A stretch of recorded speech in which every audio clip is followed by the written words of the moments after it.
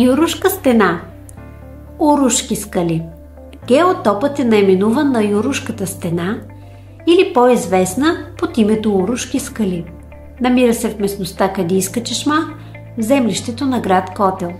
Представлява скален венец, образуван от здравите горнокредни варовици на Мездринската и Кайлъшка свита, вследствие на по-бързото разрушаване на подстилащите ги слабо споени еоценски пясъчници на двойнишката свита. Впечатляващите варовици с дължина 450 метра и височина до 40 метра. Според някои предания, този скален венец е бил използван за наблюдение и преден пост при нападенията на турците от селата, северно от Котленския Балкан, срещу доста богатия и оживен за времето си град Котел. Съществуват легенди за хайдути и заровени съкровища, тъй като през Котленския проход е минавал един от основните маршрути на керваните по времето на Османската империя. Разположението му до шосето за Търговище е добра предпоставка за разработване на комплекс за бързо хранене и посетителски център с подходящи туристически атракции. С адекватно популяризиране те могат да допринесат за привличане на туристически интерес към Урушките скали и близките геотопи Талимташ и Чобраташ, които според съществуващите данни имат също така археологическо-историческо значение. Войнишки камък Талимташ. Геотопът е наименуван на местността Войнишки камък. Намира се на 6,5 км северно от град Котел до големия завой по шосето за Тича под Юрушката стена. Седиментните скали са образувани заоблени в длъбнатини, които се дължат на избирателно изветряване. Самото име Талимташ означава пробит камък. Местните легенди разказват, че в тези естествени вани са къпали султана, което се приема сериозно дори от археолози, но предизвикват откровени усмивки. По-скоро те са получени от ерозионни процеси и изветряването на скалите. Този геотоп е важен елемент с цялостната концепция на геопарк Източен Балкан. Тези пясъчници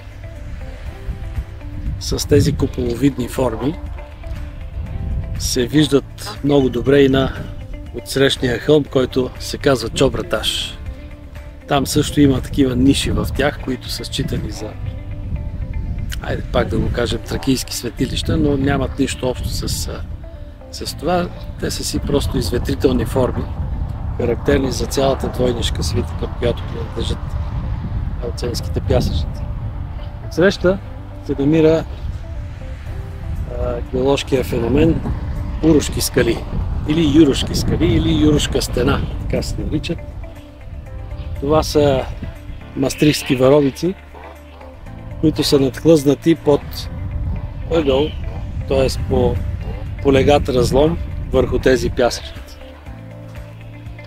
Местността Чобраташ под Урушките скали е лесно достъпна по пътя Котел-Омуртак. Намира се на 7 км северно от Котел, недалеч от големия завой по шосето за Омуртак. Представлява естествено каменно поле от заоблени скали, образувани при денудацията на слабо споени еоценски пясъчници. С естетическа историческа стойност, като основите му геоконсервационни характеристики са свързани с изветрителните морфоложки форми, скални куполи и скални ниши с археологически артефакти. Целият комплекс се смята за тракийско светилище с наличие на трон, олтар и жертвени ниши. Някои историци смятат, че тази скална група заедно с съседната Талимташ се е ползвала като култов жертвеник, свързан с вярата в слънцето в тракийската религия. Местността Чобраташ под Урушките скали е лесно достъпна от шосето Котел-Омуртак.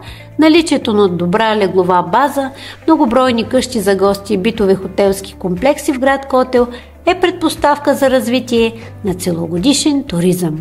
Проект Roads – пътища към устойчив геотуризъм. Административен договор номер РД 54 от 10 януари 2024 година по подмярка 19.3 подготовка и изпълнение на дейности за сътрудничество на местни инициативни групи от мярка 19, водено от общностите местно развитие, от Програма за развитие на селските райони за периода 2014-2020 година.